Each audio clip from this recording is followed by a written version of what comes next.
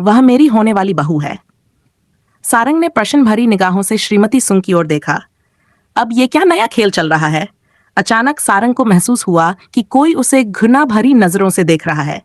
श्रीमती सुंग ने मुस्कुराते हुए सारंग को अपने पास बैठाया और बटलर किम से कहा, सारंग के लिए खाना तैयार करो।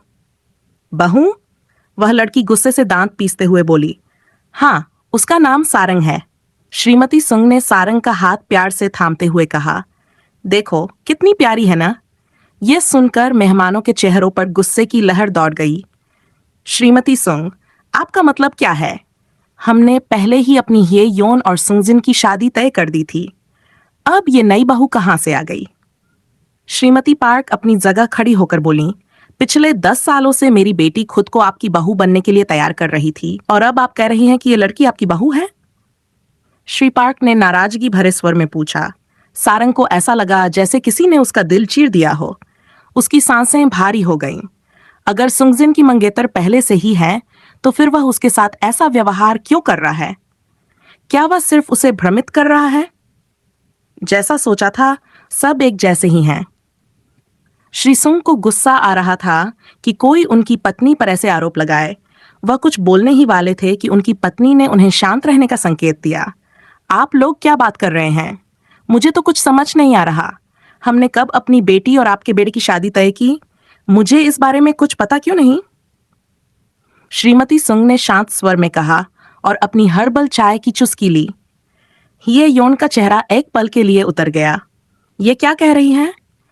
जब वह छोटी थी उसने अपनी माँ और उनकी सहेलियों को सुंगजिन के साथ उसकी शादी की बात करते सुना था। उसी दिन से उसने खुद को सुंगजिन के योग्य बनाने की ठान ली। उसने पढ़ाई में खुद को झोंक दिया। दिन में केवल 4 घंटे सोती और बिजनेस एडमिनिस्ट्रेशन में डिग्री हासिल की ताकि वह सुंगजिन की कंपनी में उसकी मदद कर सके। यह सब केवल इसलिए क्योंकि सुंगजिन उसका पहला प्यार था। कम उम्र में ही सुंगजिन अपने स्कूल का सबसे पसंदीदा लड़का था। उसने सुंगजिन को पहली बार देखा था जब उसने उसकी मदद की थी, जब उसे सहपाठियों ने तंग किया था।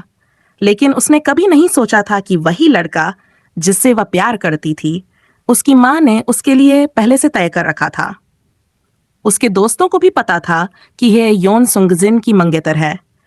अब तक वह उन सभी लड़कियों को दूर करती रही थी जो सुंगजिन के करीब आती थीं।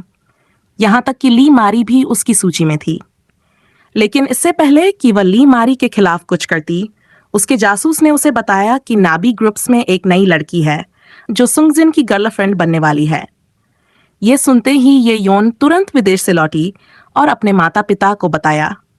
उन्होंने सुंगजिन के माता पिता से बात करने का निर्णय लिया ताकि सगाई की तारीख तय की जा सके और सबको घोषणा की जा सके। किसने सोचा होगा कि श्रीमती सुंग उसी लड़की को अपनी होने वाली बहू के रूप में परिचय देंगी? तो फिर मेरा क्या? मैं कौन हूं? ये योन के मन में सवाल उठने लगे। आंटी, आप क्या कह रही हैं? ये योन ने अपनी भावनाओं को छिपाने की कोशिश की। हाँ, श्रीमती सुंग, क्या हमने 10 साल पहले यह तय नहीं किया था कि हमारी बेटी और आपके बेटे की शादी होगी? क्या आपको यह सब याद नहीं? श्रीमती पार्क ने झुंझलाते हुए पूछा। हाँ, मैंने कब हामी भरी थी? मुझे लगता है आप ही भूल गई कि मैंने कभी सहमति नहीं दी थी जब आपने ये बात कही थी। श्रीमती सुंग ने तेजी से जवाब दिया। श्रीमती पार्क की आंखें चौड़ी हो गईं और वह स्तब्ध रह गई। यह सच था कि श्रीमती सुंग ने सहमति नहीं दी थी, लेकिन उन्होंने स्पष्ट रूप से इनकार भी नहीं किया था। इसलिए सबने मान लिया कि उन्होंने सहमति दे दी थी। जहां भी श्रीमती पार्क जाती, वह गर्व से कहती कि सुंगजिन उनकी बेटी से शादी करने वाला है। कई लोग उनसे जलते थे कि उन्हें सुंगजिन जैसा खूबसूरत दामाद मिलने वाला है।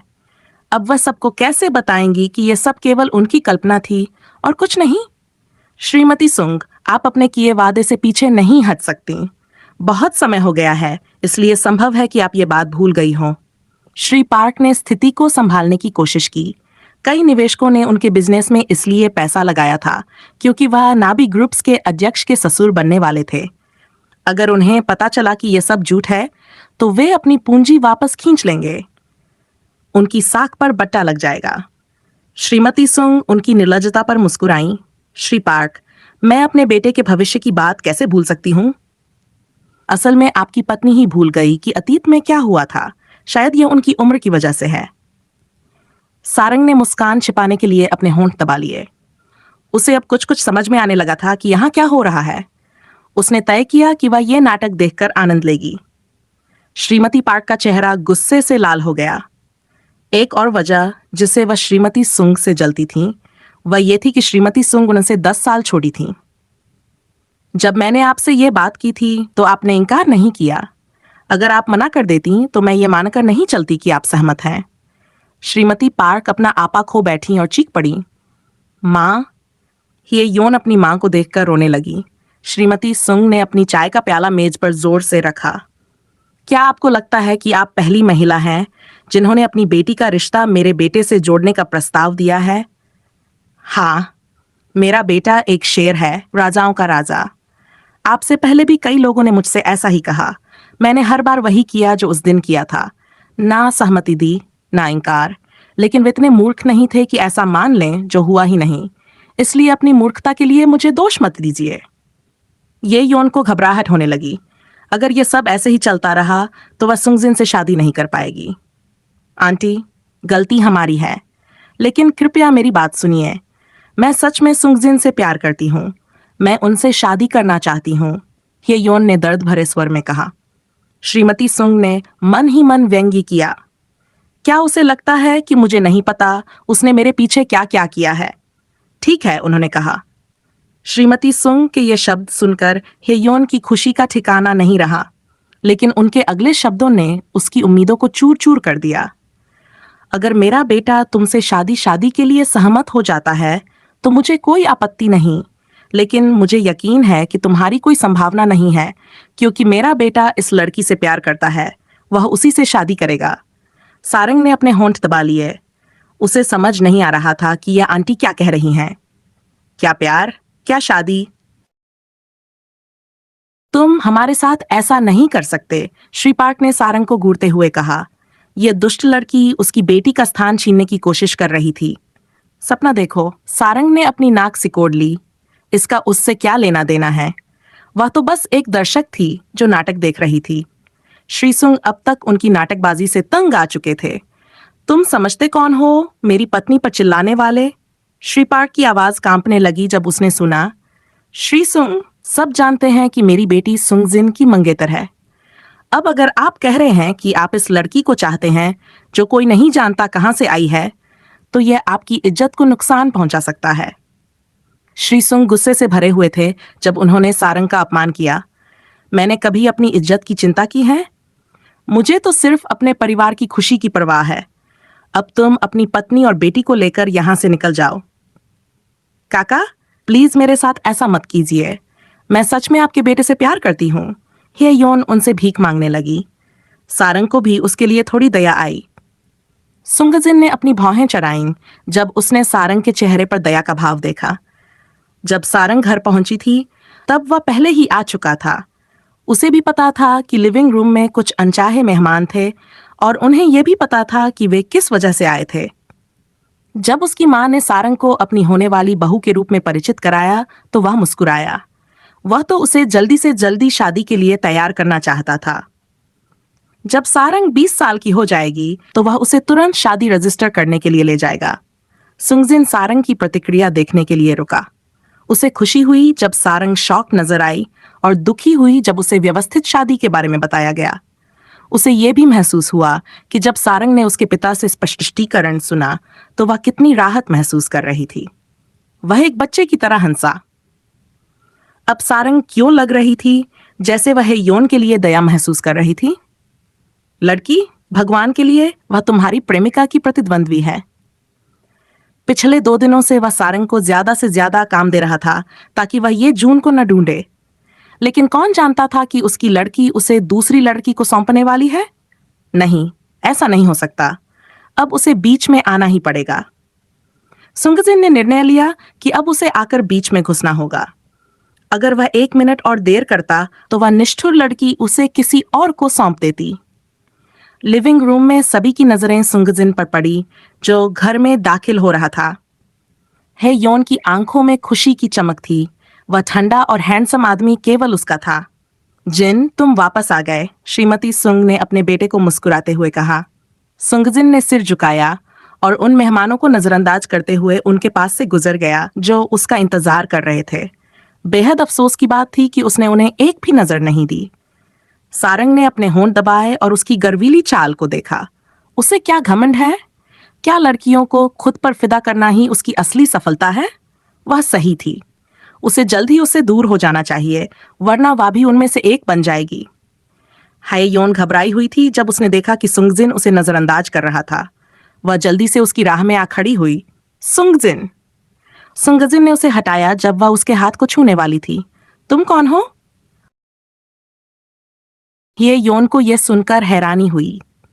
क्या उसने अभी ये पूछा कि वह कौन है? वह तो सिर्फ 2 साल के लिए विदेश में अपनी मास्टर्स पूरी करने गई थी। क्या उसने उसे भूल दिया? ये कैसे हो सकता है? वह हमेशा वहां होती थी जब कोई इकट्ठा होने की या पार्टी का मौका होता था। वह उसे कैसे भूल सकता है? ये योन को अपमानित महसूस हुआ। सुंगजिन, क्या तुम मुझे नहीं याद करते? मैं पार्क है योन हूं, तुम्हारी मंगेतर। सारंग ने सुंगजिन को देखा और मन ही मन उसे कोसा कि उसने इस छोटी लड़की का दिल तोड़ दिया। साथ ही वह गुपचुप खुश भी थी। मेरी मंगेतर? मुझे ये कैसे पता नहीं चला कि मेरी मंगेतर है? उसने ठंडे स्वर में उत्तर दिया। वो इसलिए वो है योन हकलाई जब उसने सुंगजिन की ठंडी नजरें देखीं जो उसके दिल को कांपाने लगी। मिस है योन, क्या तुमने ये सुना? मेरे बेटे ने तुम्हें याद तक नहीं किया और तुम कह रही हो कि तुम उसकी मंगेतर हो? क्या मजाक है? श्रीमती सुंग ने बटलर किम की ओर रुख किया जो उनके पास खड़ा था। बटलर किम, हमारे मेहमानों को बाहर देखो। जी मैम। बटलर किम इस परिवार के नाटक से तंग आ चुका था। क्या उन्हें लगता है कि उनके यंग मास्टर को सिर्फ किसी भी लड़की के जाल में फंसा लिया जाएगा? उनके यंग मास्टर का दिल पहले से ही मिस सारंग ने चुराया हुआ था। बटलर किम उनकी ओर बढ़ा। द्वार इस दिशा में है कृपया। उसकी आवाज में एक भी आचार का लक्षण नहीं था। तुम लोग, क्या तुम सोचते हो कि तुम हमारे साथ खेल सकते हो? देख लेना। श्री पार्क गुस्से में घर से बाहर चले गए। श्रीमती पार्क अपनी बेटी के पास गई और उसे खींचते हुए घर से बाहर ले गई।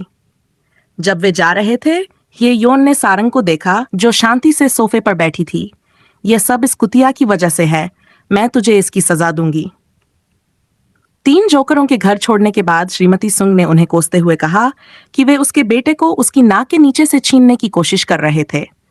उसने सुंगजिन को दोषी ठहराया कि वह इतना आकर्षक था कि सभी लड़कियां उसकी तरफ खिंच रही थीं।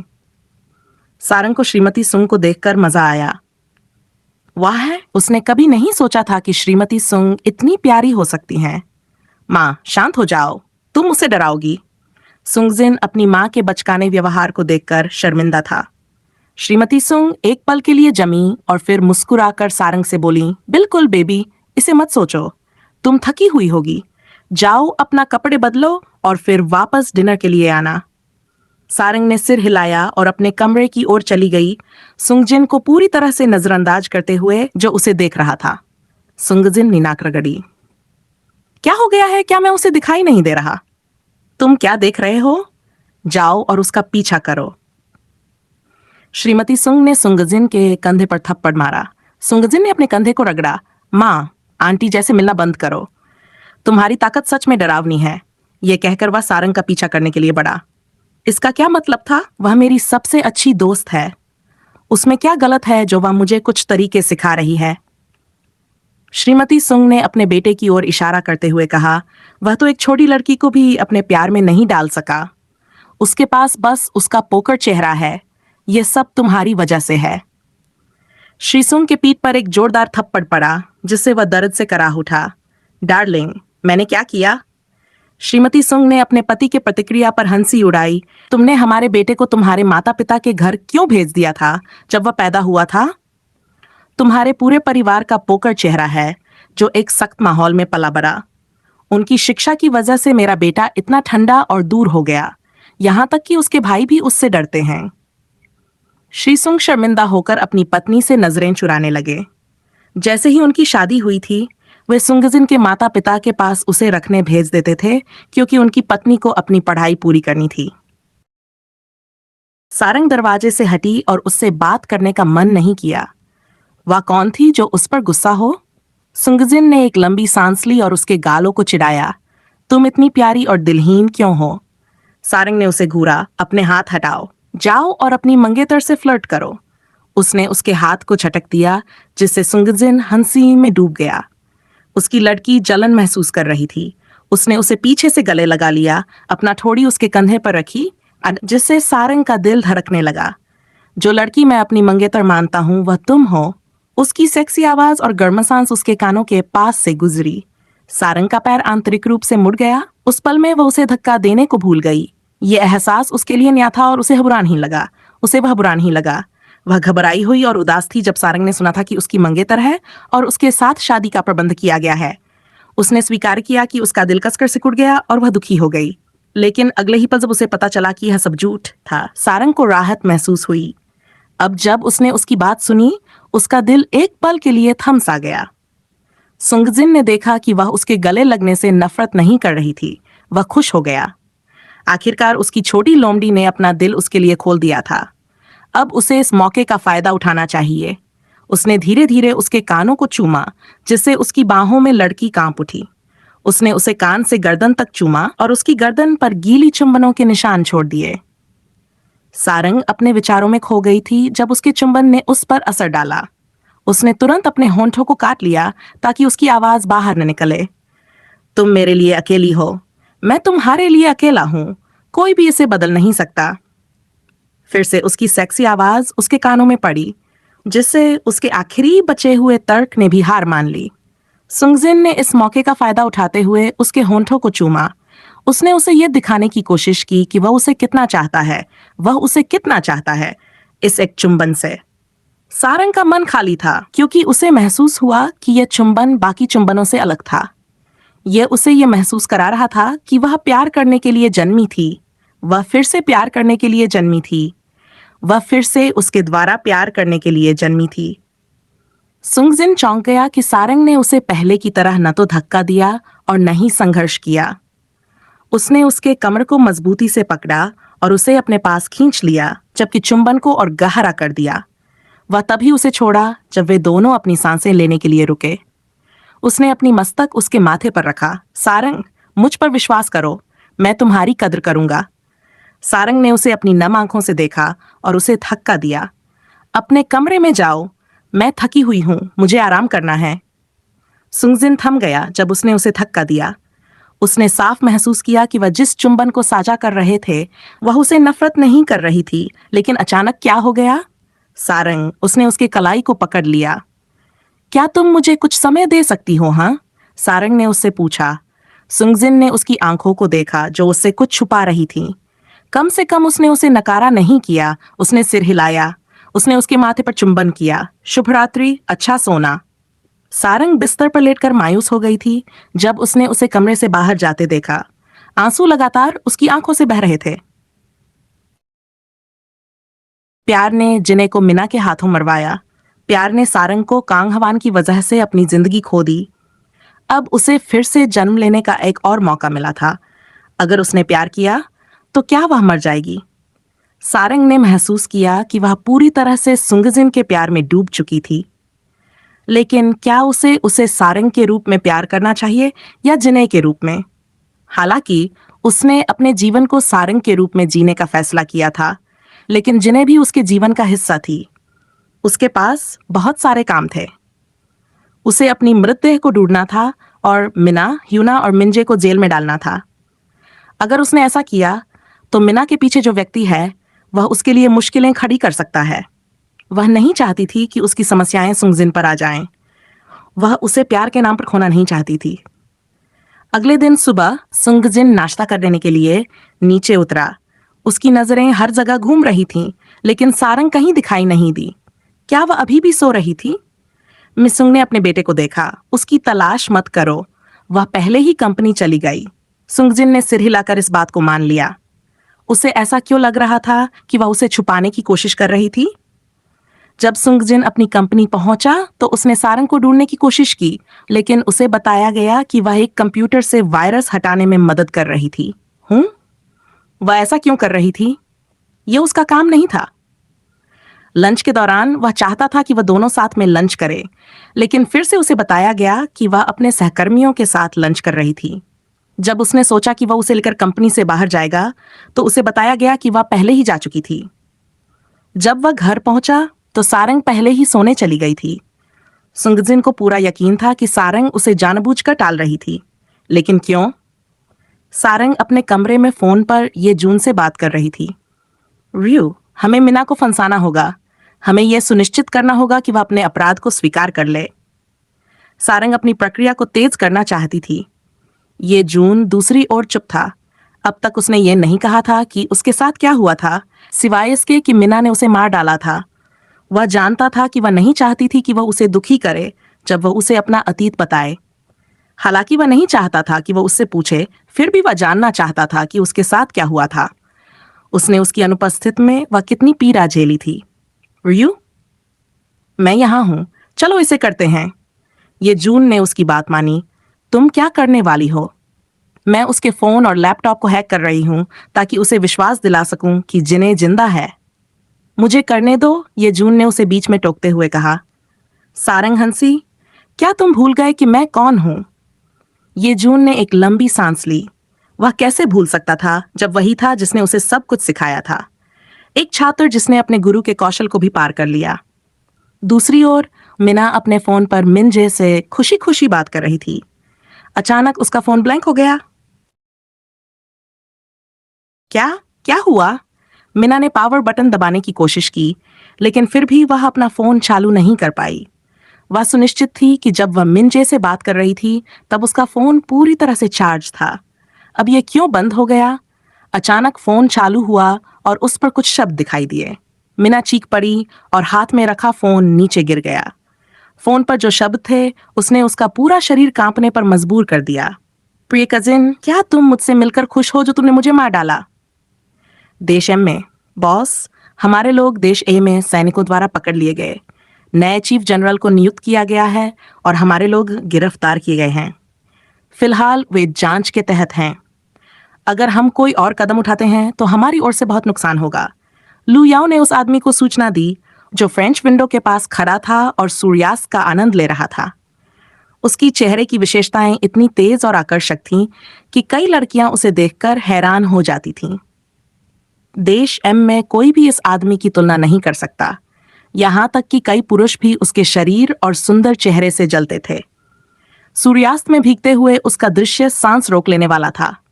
उसके होंठों से एक हल्की हंसी निकली। ऐसा लगता है कि देश ए की सेना हमारे अनुमान से ज्यादा मजबूत हो रही है।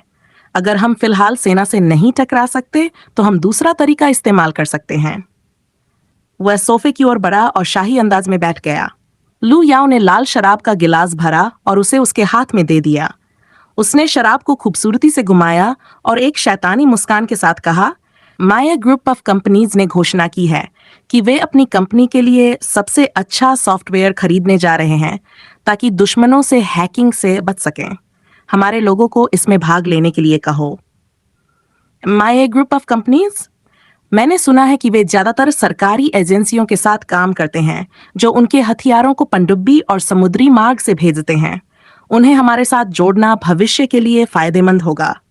लू याओ ने अपने बॉस की तारीफ की जो इतनी जल्दी दूसरा तरीका लेकर आया था। बॉस, मैं देश ए में लोगों से कह दूंगा कि इसे जल्द से जल्द इंतजाम करें। लू याओ ने उसे सूचित किया और पूरी उत्साही ऊर्जा के साथ बाहर दौड़ गया। वह शराब का गिलास हाथ में पकड़े खिड़की की ओर बढ़ा। उसका मन अतीत में खो गया, जैसे खूबसूरत सूर्यास्त की यादें।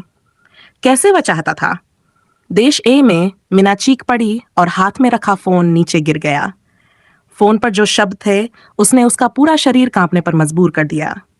प्रिय कजिन, क्या तुम मुझसे मिलकर खुश हो जो तुमने मुझे मार डाला? ये क्या था? इसका क्या मतलब था? मीना ने मोबाइल उठाया, उसे स्विच ऑफ करने की कोशिश की, लेकिन वह नहीं हो सका।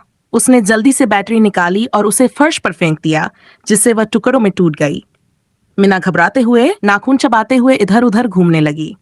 उसने उसे साफ साफ याद किया, प्रिय कजिन, जिसका मतलब था कि यह संदेश जिने ने भेजा था। जिने? ऐसा कैसे हो सकता है?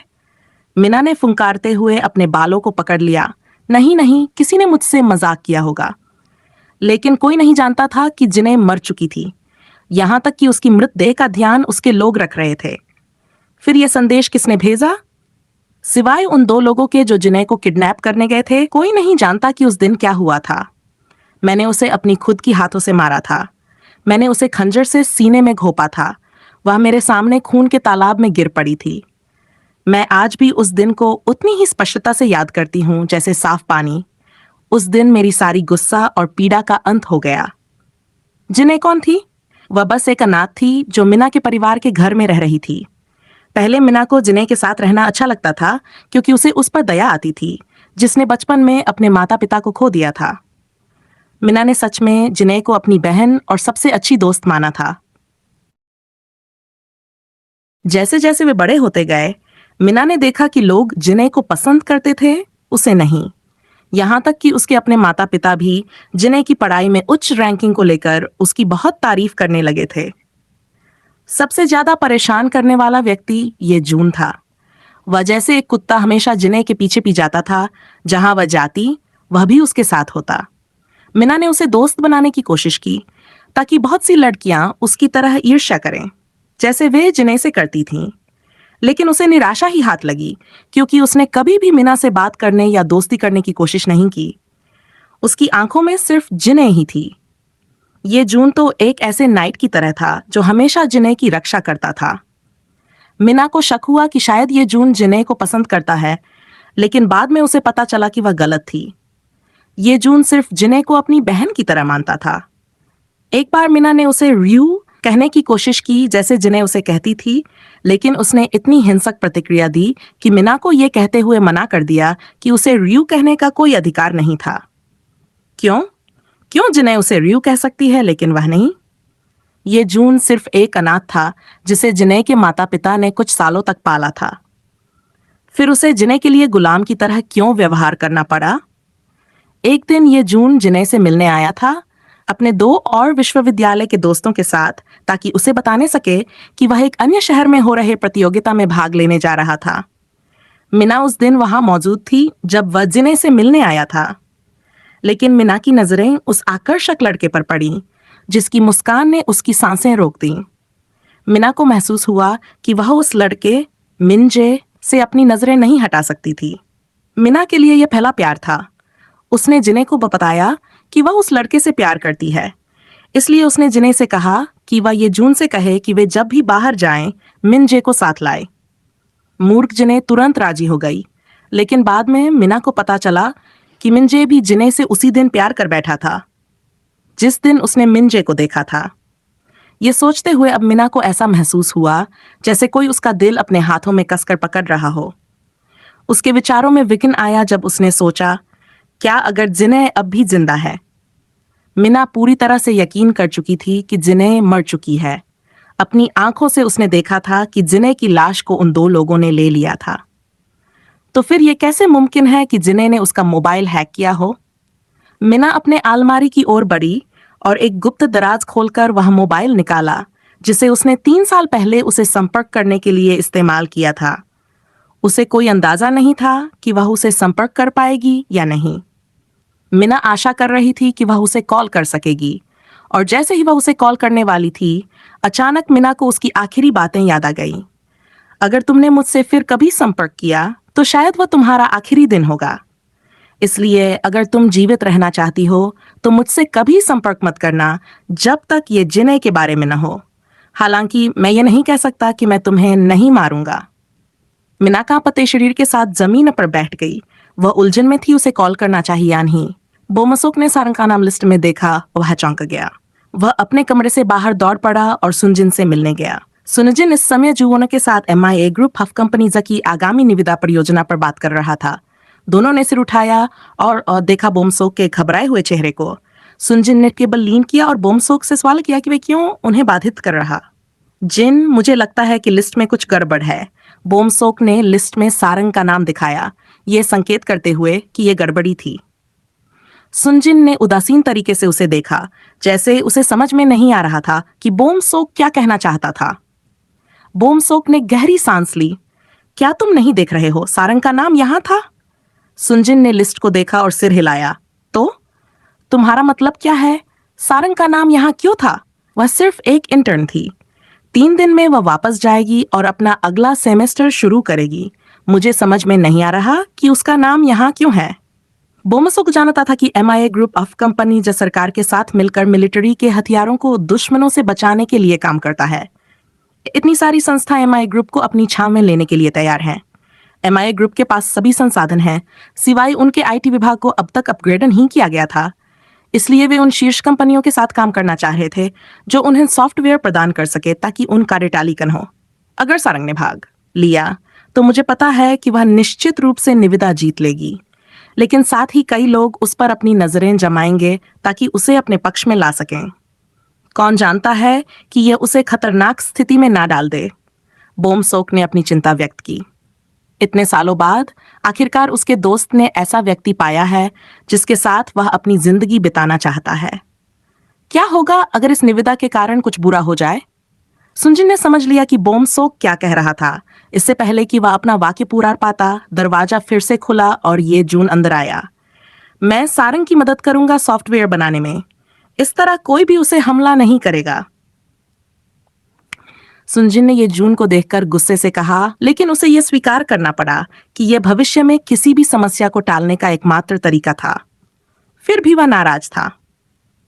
ये जून हंसी के करीब था क्योंकि उसने सुंजिन के गुस्से का चेहरा देखा। मुझे ये जानकारी मिली है कि देश M से लोग निविदा में शामिल होने की योजना बना रहे हैं। अगर मैं गलत नहीं हूं तो वह आदमी इसका इस्तेमाल करने का मौका ढूंढ रहा होगा ताकि वह अपने हाथों में समुद्री सैन्य हथियार ले सके। सुंजिन ने यह जून को गंभीरता से देखा और गहरे विचार में खो गया। उसने सारंग का नाम टीम में जोड़ा था क्योंकि वह जानता था कि 3 दिन में वह उसकी पकड़ से भाग जाएगी। इसलिए उसने इस निविदा का इस्तेमाल उसे अपने पास रखने के लिए किया था। निश्चित रूप से वह जानता था कि सारंग की प्रतिभा के कारण वह निविदा जीत जाएगी और साथ ही वह दुश्मनों को अपनी ओर आकर्षित करेगी। अगर वह नबी ग्रुप ऑफ कंपनीज की सुरक्षा में रहेगी तो उसे पूरा विश्वास था कि वह उसकी रक्षा करेगा। अगर वह ये जून के साथ काम करती है तो उसे यह भी पता था कि ये जून उसकी रक्षा करेगा। लेकिन उसे यह नहीं उम्मीद थी कि देश M के लोग कंपनी के साथ मिलकर निविदा में हिस्सा लेंगे।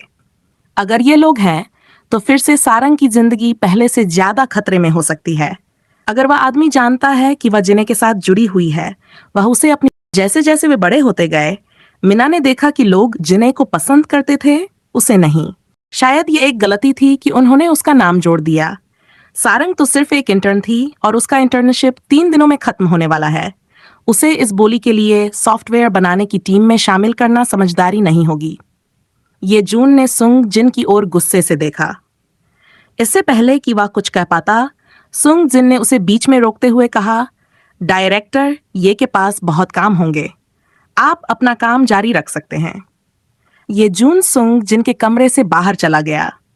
वह सच में समझ नहीं पा रहा था कि सुंग जिन के दिमाग में क्या चल रहा है। उसे लगा कि सुंग जिन ने ही सारंग का नाम सूची में जोड़ा था, लेकिन अब वह अचानक उसका नाम हटाना क्यों चाहते हैं? किस लिए? रयू। सारंग अचानक ये जून के सामने आकर कूद पड़ी, जिससे वह बुरी तरह डर गया।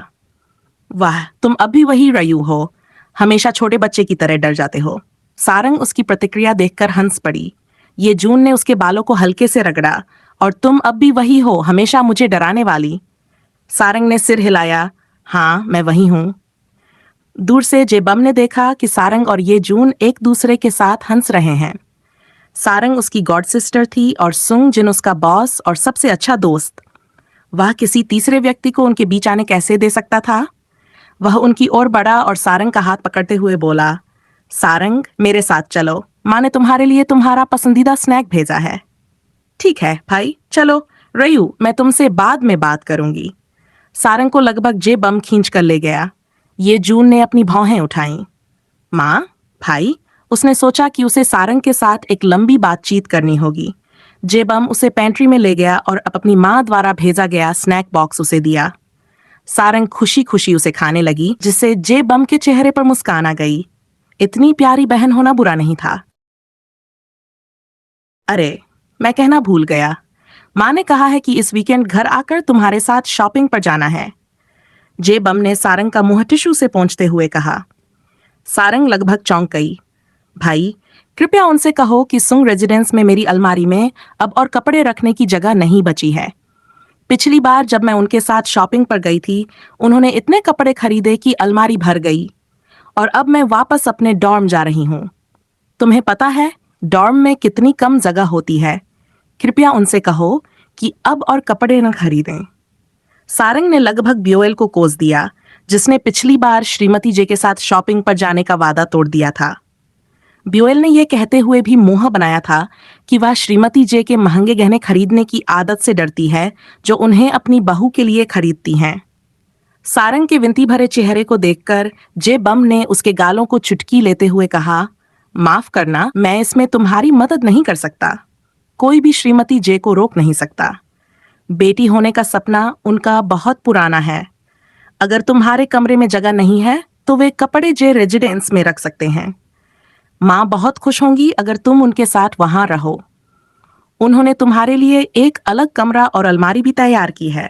हाँ, मैंने इसके बारे में सुना है। सारंग हंस पड़ी जब उसने याद किया कि उसकी गॉडमदर ने खुशी खुशी बताया था कि उन्होंने उसके लिए खास तौर पर एक कमरा डिजाइन किया है। अरे, मैं तुम्हें बताना भूल गया। मैंने तुम्हारा नाम MIA ग्रुप ऑफ कंपनीज की बोली में भाग लेने वाली टीम में देखा है। MIA group of company? Sarang ने उलझन में अपनी भौहें उठाईं। जेबम ने अपनी बहन के उलझन भरे चेहरे को देखकर उसे सॉफ्टवेयर बिडिंग के बारे में समझाया। जैसे ही सारंग ने सुना, उसकी आंखें चमक उठीं।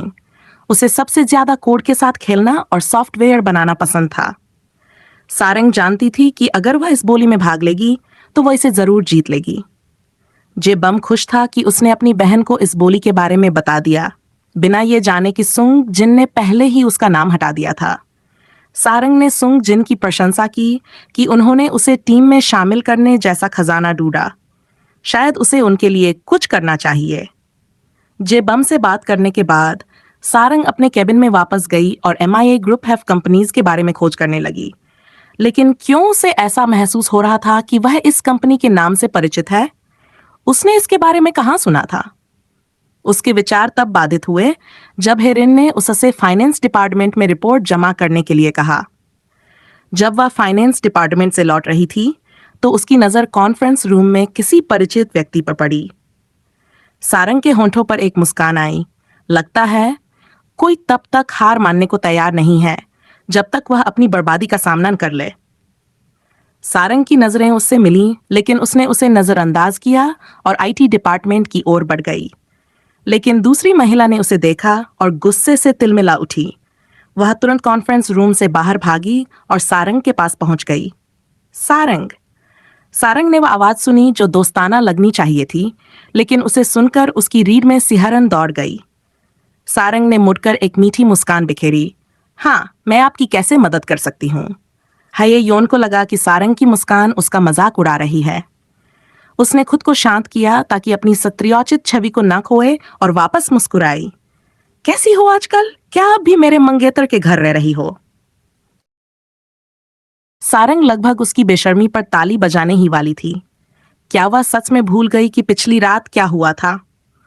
सारंग को चुप देख हाये योन ने सोचा कि वह डर गई है।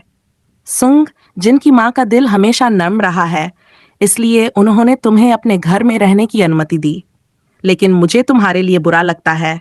हाये योन ने अपनी आवाज थोड़ी ऊंची कर दी ताकि आसपास के लोग उनकी बात सुन सकें। जैसा उसने सोचा था वैसे ही कर्मचारियों ने उनके बारे में बातें करना शुरू कर दिया।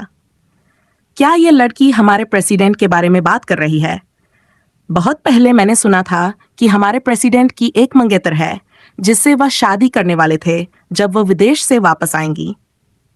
लेकिन इसका क्या मतलब है कि सारंग उनके मंगेतर के घर में रह रही है? क्या सारंग प्रेसिडेंट के बिना वहां रह रही है? हे भगवान, मैंने सोचा था कि सारंग मासूम लड़की है जब ली मारी ने उसे नुकसान पहुंचाने की योजना बनाई थी, लेकिन मैंने नहीं सोचा था कि वह थर्ड पार्टी हो सकती है। सारंग ने स्पष्ट रूप से यह सब सुना, लेकिन उसने उनकी बातों को नजरअंदाज कर दिया। क्या मैं जान सकती हूं कि इस मिस को मेरे लिए बुरा क्यों लग रहा है? सारंग के मासूम और खूबसूरत चेहरे को देखकर हाये योन को ऐसा लगा कि वह उसे खरोंच कर खून निकाल दे। बिल्कुल, मुझे तुम्हारे लिए बुरा लगता है। अगर लोगों को पता चला कि एक युवा लड़की एक आदमी के साथ रह रही है, तो वे तुम्हारे बारे में बुरा बोलेंगे। हयेयोन ने एक प्यारी बहन की तरह बात की, जिससे दूसरों को ये लगा कि सारंग बेशर्म होकर एक मिस्ट्रेस बनने की कोशिश कर रही है। सारंग हंस पड़ी। मिस, क्या मैं आपको जानती हूँ? आप कौन हैं जो अचानक मेरे सामने आकर बकवास कर रही हैं? सारंग, तुम ऐसा कैसे कह सकती हो? क्या तुम भूल गई कि मेरी फैमिली सुंग, जिनके माता पिता से हमारी सगाई की बात करने गई थी? हयेयोन ने अपने होंठ काटते हुए ऐसा दिखाया जैसे उसे सारंग ने गलत समझा हो। इससे मेरा क्या लेना देना है कि आप वहां अपनी सगाई पर चर्चा करने गए थे या अपमानित होने? सारंग के शब्द सीधे निशाने पर लगे। हाये ने उसे घूरा। सारंग, मैं सुंग जिनकी मंगेतर के रूप में ये सब तुम्हारी भलाई के लिए कह रही थी, लेकिन तुम मुझसे इस तरह क्यों बात कर रही हो? हाये ने अपनी अदृश्य आंसू पोंछे और अचानक घबराते हुए बोली, क्या तुम सुंग जिनको मुझसे छीनने की कोशिश कर रही हो? पूरे फ्लोर पर लोग एक बार फिर सारंग के चरित्र पर सवाल उठाने लगे, जिससे सारंग को खींच हुई। इन लोगों को क्या हो गया है? ये इतनी आसानी से उसकी बातों पर यकीन कर रहे हैं? क्या इसलिए कि वह खुद को बेचारा दिखा रही है? क्या मुझे भी ऐसा करने की कोशिश करनी चाहिए? लेकिन मैं इसमें बहुत खराब हूं। सारंग ने अपनी नाक को रगड़ा। सारंग पूरी तरह भूल गई कि वह ये जुन के सामने अक्सर ऐसा करती थी जब भी वह गलती करती थी, लेकिन ये केवल अपने लोगों के साथ कर सकती थी, इन अजनबियों के साथ नहीं। सारंग ने अपना सिर थोड़ा झुकाया और प्यारी सी मुस्कान दी। क्या होगा अगर मैं ऐसा कर रही हूं, और क्या होगा अगर नहीं? हयेयोन को लगा कि सारंग घबरा जाएगी या वहां से चली जाएगी, लेकिन उसने कभी नहीं सोचा था कि सारंग इतनी साहसी हो सकती है। यहां आने से पहले हयेयोन ने सारंग के बारे में पूरी जांच की थी। मीना और ह्यूना की अफवाहों की वजह से हयेयोन ने पता लगाया था कि सारंग बस एक मामूली लड़की है जो अरोरा इंटरनेशनल्स के फंड से पढ़ाई कर रही है। इसी वजह से हयेयोन अपने पिता की कंपनी के प्रोजेक्ट को सबमिट करने के बहाने नाबी ग्रुप्स आई थी, ताकि सारंग का सामना कर सके। लेकिन किसने सोचा था कि सामने खड़ी ये लड़की उससे डरने वाली नहीं है? क्या वह सोचती है कि वह मिसेज प्रेसिडेंट बन सकती है? नहीं, कभी नहीं। वह जगह सिर्फ मेरी है। मैं किसी को वह जगह छीनने नहीं दूंगी। सारंग, तुम मेरे साथ ऐसा नहीं कर सकती। हम सगाई करने वाले हैं। कृपया उसे मुझसे मत छीनो। मैं उसे सच्चा प्यार करती हूँ। हाय ये, योन ने दर्द भरे अंदाज में रोते हुए कहा। मिस पार्क, रोए मत। अचानक एक आदमी ने आकर उसे टिश्यू दिया। सारंग, तुम एक प्रतिभाशाली लड़की हो, लेकिन मैंने कभी नहीं सोचा था कि तुम होमवेकर बनोगी। हयेयोन ने अपने नकली आंसू पोंछने के लिए टिश्यू लिया और मुस्कुराई। मैं चाहती हूं कि तुम उसी तरह अपमानित हो जैसे मेरे माता पिता हुए थे। ये सब तुम्हारी वजह से हुआ कि सुंग जिन ने मुझे नजरअंदाज किया। सारंग को अचानक अपने लिए बुरा महसूस हुआ। उसे ये सब क्यों सुनना पड़ रहा है? किसके लिए? क्यों? उसका सुंदर चेहरा चिंतित देखकर आदमी ने आगे कहा, अभी भी समय है कि तुम अपनी गलती सुधार लो। मिस पार्क से माफी मांग लो और हमारे बॉस को छोड़ दो। सारंग ने उसे बेपरवाही से घूरते हुए कहा, तुम कौन होते हो मुझे ये सब कहने वाले? आसपास के लोग सारंग की इस हिम्मत पर दंग रह गए। मैनेजर यू भी चौंक गया। तुम मुझे नहीं जानती? क्या मुझे तुम्हें जानना चाहिए? सारंग ने उसे याद करने की कोशिश की, लेकिन वह नहीं कर पाई। मैनेजर यू गुस्से में हंसा। बिल्कुल, तुम मुझे कैसे याद करोगी? मैं सिर्फ एक मामूली मैनेजर हूं। तुम तो सिर्फ सुंग प्रेसिडेंट, वाइस प्रेसिडेंट बेओम, सेक्रेटरी जे और डायरेक्टर ये जैसे लोगों को जानती हो। सारंग ने सिर हिलाते हुए सहमति जताई कि वह उन लोगों को जानती है और उसे मैनेजर यू के बारे में नहीं पता। मैनेजर यू गुस्से से तमतमा उठा। वह बस चाहता था कि सारंग माफी मांगे और बात खत्म हो जाए, लेकिन उसकी इस बेफिक्र रवैये ने उसे सबक सिखाने के लिए मजबूर कर दिया। सारंग, मत भूलो कि तुम सिर्फ एक इंटर्न हो। मैनेजर यू ने अपने रुतबे से उसे दबाने की कोशिश की। सारंग ने सिर हिलाया। मुझे पता है कि मैं सिर्फ एक इंटर्न हूं। मैनेजर यू उसकी इस बेपरवाह प्रतिक्रिया पर और भड़क गया। वह भूल गया था कि सम्मान अर्जित किया जाता है, मांगा नहीं जाता। सारंग, बस बहुत हुआ। क्या गलत है अगर मैं तुमसे कहूं कि तुम मेरी मंगेतर को छोड़ दो? हयेयोन ने आंखों में आंसू भरकर कहा, जिससे आसपास खड़े लोग उसकी ओर सहानुभूति भरी नजरों से देखने लगे। सारंग लगभग अपना आपा खो बैठी। यह मंगेतर शब्द आखिर क्यों उसका पीछा नहीं छोड़ रहा? कई महीनों से यह शब्द उसे परेशान कर रहा था। मिस पार्क, मेरा आपकी मंगेतर को आपसे छीनने का कोई इरादा नहीं है। मैं बस ये नहीं समझ पा रही हूँ कि आप कैसे भूल सकती हैं कि मिसेज सुंग ने साफ साफ कह दिया था कि वह आपको अपनी बहू के रूप में स्वीकार नहीं करती। हये योन का चेहरा तुरंत पीला पड़ गया। उसने सोचा भी नहीं था कि सारंग यह बात सबके सामने कह देगी। तुम क्या कर रही हो? सब जानते हैं कि हमारे प्रेसिडेंट की एक मंगेतर है। मैनेजर यू ने हये योन को अपने पीछे खींच लिया, जिसे सारंग ने अपनी आंखें संकुचित कर ली। फिर वह बोला, यह बेहतर होगा कि तुम तुरंत प्रेसिडेंट सुंग के घर से निकल जाओ। इसके बाद मैनेजर यू हये योन को लेकर चला गया। सारंग ने राहत की सांस ली और अपने कैबिन की ओर बढ़ी, लेकिन तभी उसने ये जुन की तीखी नजरों का सामना किया। सारंग ने 2 बार पलकें झपकाईं। जैसे ही वह वहां से भागने की कोशिश करने लगी, ये जुन ने उसका हाथ पकड़ लिया और उसे अपने कैबिन की ओर खींच ले गया। सारंग उसके सामने खड़ी होकर अपने हाथों से खेलने लगी। ये जुन उसकी ओर घूरते हुए उसकी सफाई का इंतजार कर रहा था। सारंग को नहीं पता था कि उसने कितना सुना है। उसने पूरी कोशिश की थी कि ये जुन को ये बात न पता चले कि वह सुंग रेसिडेंस में रह रही है, लेकिन किसे पता था कि कुछ ही दिनों में वह पकड़ी जाएगी।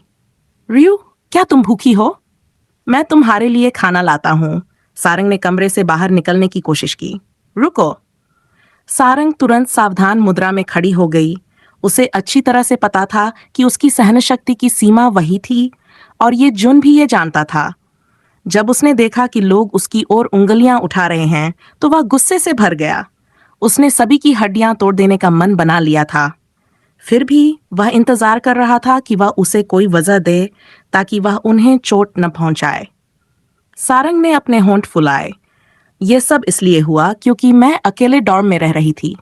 मिसेज सुंग ने मुझे अपने घर पर रहने की व्यवस्था की, जो कि सुंगजिन का घर भी है। लेकिन भरोसा करो, यह सिर्फ इसलिए था क्योंकि मैं उस समय उनके छोटे बेटे को बचाते हुए घायल हो गई थी। जैसे ही मेरी इंटर्नशिप नाबी ग्रुप्स में खत्म होगी, मैं तुरंत वहां से निकल जाऊंगी। ये जुन ने अपनी भौहें उठाईं। उसे यकीन था कि वह सच बोल रही है, लेकिन वह उस भेड़िए पर भरोसा नहीं कर सकता जो उसके साथ रह रहा था। उसे डर था कि वह भेड़िया उसकी मासूम बच्ची पर हाथ न डाल दे। धत्त तेरी, लड़की को पालना कितना मुश्किल है। तो फिर ये गॉडमदर वाली बात क्या है? ये जुन ने याद करते हुए पूछा कि जेबम ने क्या कहा था। सारंग ने मन ही मन ये जुन को डांटा कि वह हर बात याद रखता है। उसने उसे समझाया कि कैसे जे परिवार ने उसे अपनी गॉडडॉटर के रूप में स्वीकार किया और वह उनके साथ कितना अच्छा व्यवहार करती है, ताकि ये जुन उनके बारे में अच्छी धारणा बनाए। ये जुन को दुख हुआ कि उसने कम उम्र में अपने माता पिता को खो दिया। अपने ही चचेरे भाई के कारण उसे दुख सहना पड़ा और उसके द्वारा मार दी गई। कम से कम अभी वह बस यही चाहता था कि वह खुश रहे। अगर तुम खुश हो तो ठीक है, ये जुन ने उसके सिर पर हाथ फेरा। सारंग ने प्यारी सी मुस्कान के साथ कहा, बिल्कुल, मैं खुश हूं। तभी ये जुन को मिनजे का फोन आया। सारंग का चेहरा तुरंत गंभीर हो गया। उसे याद आया कि मिना ने क्यों कहा था कि वह जिनय को मारना चाहती थी। सारंग ने ये जुन को यह बात नहीं बताई कि मिना ने जिनय को क्यों मारा। उसे पता था कि अगर उसने ये बात बता दी तो अगली ही सेकंड मिनजे का अंत हो जाएगा। ये जुन ने मिना को जिंदा छोड़ने का कारण सिर्फ यही था कि वह यह पता लगाना चाहता था कि जिनय का शव कहाँ दफनाया गया था और मिना के पीछे कौन था। सारंग को यह यकीन नहीं था कि मिनजे जिनय की हत्या में सीधे तौर पर शामिल था या नहीं। उसने फिलहाल उसे छोड़ने का फैसला किया। ये जुन ने उसके चेहरे के भावों में बदलाव देखा।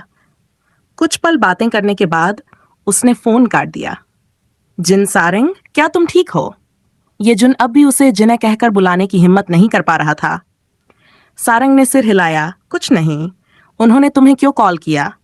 ये जुन ने कुछ सेकंड तक उसे देखा और फिर जैसे उसे कोई फर्क नहीं पड़ता, ऐसे लहजे में बोला, मिना कल अपने कमरे में बेहोश हो गई थी। उसे तेज बुखार के कारण अस्पताल में भर्ती कराया गया है। सारंग ने व्यंग्यात्मक मुस्कान दी।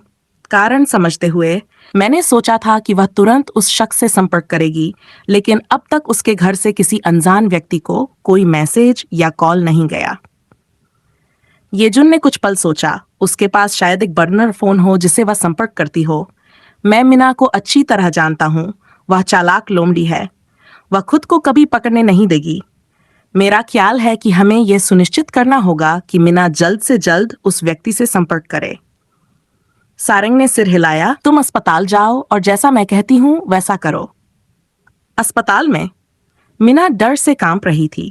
जब उसका मोबाइल हैक हो गया और उस पर वे शब्द दिखाई दिए तो उसने फोन बंद कर दिया। लेकिन उसे उम्मीद नहीं थी वही शब्द उसके लैपटॉप पर भी दिखेंगे। जैसे ही उसने वे शब्द देखे, मीना को यकीन हो गया कि जिना जिंदा है। इस डर से वह अपने कमरे में बेहोश हो गई। मिसेज ली ने उसे डिनर के लिए बुलाने के लिए उसके कमरे में गई, लेकिन मीना को फर्श पर बेहोश देखकर चौंक गई। मिस्टर ली ने तुरंत एम्बुलेंस बुलाई और मीना को अस्पताल में भर्ती कराया। डॉक्टर ने बताया कि उसे तेज बुखार है। मिसेज ली ने मिनजे को कॉल किया क्योंकि वह जानती थी कि उनकी बेटी मिनजे को कितना पसंद करती है। मिसेज ली को लगा कि अगर मिनजे मीना के पास रहेगा तो शायद वह जल्दी ठीक हो जाएगी। मिनजे अस्पताल गया और मीना को देखने पहुंचा। उसे भी मीना को कांपते हुए देखकर झटका लगा। मीना का शरीर डर के मारे कांप रहा था। कोई नहीं समझ सकता था कि मीना के दिमाग में क्या चल रहा था, लेकिन मीना को यकीन था कि जिन्ना जिंदा है। लेकिन यह कैसे संभव हो सकता है? नहीं नहीं, वह मर चुकी है। मैंने उसे मारा था, मैंने उसे अपने हाथों से मारा था। मीना का दिमाग उन शब्दों से भरा हुआ था जो उसके फोन और लैपटॉप पर दिखाई दिए थे। वो कैसी है? ये जुन ने पूछा। भले ही मीना को देखकर उसे घृणा होती थी, फिर भी वह अपनी नफरत को तब तक उजागर नहीं करना चाहता जब तक सच्चाई का पता नहीं चलता। पता नहीं, उसका बुखार तो उतर गया है लेकिन वह अब भी कांप रही है, मिनजे ने चिंतित स्वर में कहा। उसने सोती हुई मीना की ओर देखा और कहा, अगर उसने उसे इस हालत में देखा तो वह दिल टूट जाएगा। ये जुन और मिनजे दोनों जानते थे कि वो कौन थी। ये जुन ने मिनजे की ओर देखा और पूछा, क्या तुम अब भी उससे प्यार करते हो? मिंजे का मन उन यादों से भर गया जिनमें वह उसे प्यार करता था। उसकी मुस्कान, उसकी आंखें, उसका खिलखिलाना, उसका गुस्सा करना, सब कुछ उसके दिमाग में घूम रहा था। क्यों उसने देश छोड़ा? अगर वह यहीं रहता तो जरूर उसकी रक्षा करता। मिंजे जिन्हें को प्रोजेक्ट हासिल करने के बाद प्रपोज करने की योजना बना रहा था। उसने कभी सपने में भी नहीं सोचा था कि जिन्हें पर प्रोफेसर की हत्या का आरोप लगेगा और वह लगभग 3 साल तक गायब रहेगी। हाँ, मैं उससे प्यार करता हूं और हमेशा करता रहूंगा। मीना ने कंबल के नीचे अपनी मुट्ठियां कस ली। मीना को पता था कि ये जुन उससे मिलने आने वाला था, इसलिए उसने सोने का नाटक किया ताकि उससे बच सके। लेकिन किसे पता था कि वह अपने प्यार को किसी और लड़की के बारे में बात करते हुए सुन लेगी। ये जुन ने दिल ही दिल में गहरी सांस ली। उसे पता था कि उसका दोस्त जिन्हें से प्यार करता है, लेकिन वह उससे प्यार नहीं करती थी, सिर्फ इसलिए क्योंकि उसे पता था कि मीना को मिन जैसे प्यार है। यह मूर्ख अब भी यही मानता है कि मीना उसकी मदद कर रही थी जिन्हें को हासिल करने में। अचानक कुछ ये जुन के दिमाग में कौन था? इससे पहले कि वह कुछ समझ पाता, मिनजे ने फिर से बोलना शुरू कर दिया। जुन, क्या तुम्हें उसके बारे में कोई जानकारी मिली? ये जुन जानता था कि जिन्हें नहीं चाहती कि कोई ये जाने कि वह सारंग बन गई है, यहां तक कि सुंगजिन भी नहीं। ये जुन सिर हिलाने ही वाला था कि उसने देखा मीना की पलकों में हलचल हो रही थी। ये जुन ने मन ही मन व्यंग्य से मुस्कुराया। मुझे खबर मिली है कि किसी ने उसे जे सिटी देखा है। मैंने कुछ लोगों को भेजा है, वे जल्द ही उसे ढूंढ लेंगे। मिंजे का दिल खुशी से भर गया। सच सच? तुम सच कहना की ओर देखा और फिर मिंजे की ओर? हाँ, 2 दिन पहले किसी ने मेरा फोन हैक किया और एक मैसेज भेजा, रियू, मैं तुमसे मिलने जल्द आऊंगी। बताओ, जिन्हें के अलावा और कौन मुझसे इस तरह बात करने की हिम्मत कर सकता है? इसीलिए मैंने और लोगों को जे सिटी भेजा है, क्या पता उसे यहाँ आने में कोई परेशानी हो। बहुत अच्छा, मुझे भी जे सिटी जाने दो, मैं भी उसे ढूंढूंगा। मिंजे खुशी से लगभग उछल पड़ा। वह बस ये जानना चाहता था कि जिन्हें सुरक्षित है और अच्छा जीवन जी रही है। नहीं, मीना ने अचानक चिल्लाते हुए अपने बिस्तर पर बैठ गई, जिसे दोनों चौंक गए। क्या हुआ मीना? मिंजे ने उसके पास जाकर उसका माथा छूकर तापमान जांचा। मीना मन ही मन चिल्ला रही थी, अगर वह बदमाश जिंदा है और मिंजे को यह बता दे कि मैंने उसे मारने की कोशिश की तो क्या होगा?